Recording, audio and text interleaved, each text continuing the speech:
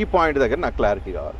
So Revanth Reddy Telangana Congress agenda BRS నుంచి BJP వైపు మళ్ళిందా, target కానీ ఎజెండా కానీ? డెఫినెట్గా ఈ ఎన్నికల్లో బీఆర్ఎస్కు పాత్రనే లేదు.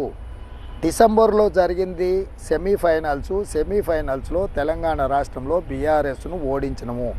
ఇప్పుడు ఫైనల్స్కి వచ్చినాము. మే 13th జరగబోయేది ఫైనల్స్లో ఢిల్లీ సుల్తాన్లు వర్సెస్ తెలంగాణ ప్రజలు అనేది నేను స్పష్టంగా చెప్పిన. ఎందుకంటే కేంద్రంలో ఏర్పడబోయే ప్రభుత్వము కాబోయే ప్రధానమంత్రికి సంబంధించిన ఎన్నికలు. అక్కడ ఎన్డీఏ కూటమి వర్సెస్ ఇండియా కూటమి, 2 కూటముల మధ్య ఎన్నికలు జరుగుతున్నాయి. సో ఈ సందర్భంగా స్పష్టంగా జెండా మారింది, ఎజెండా మారింది, ఎన్నికల పోరాటము మారింది. అందుకే ఇప్పుడు అంశాలను కూడా మేము ప్రస్తావిస్తున్నాయి. జాతీయ స్థాయికి సంబంధించిన అంశాలు, కేంద్ర ప్రభుత్వం యొక్క వైఫల్యాలు, నరేంద్ర మోడీ గారు అమిత్ షా గారికి 3వసారి అవకాశం వస్తే రాబోయే ఉపద్రవాల గురించి ప్రజలకు వివరించడానికి పూర్తి స్థాయిలో ప్రయత్నం చేస్తున్నాం.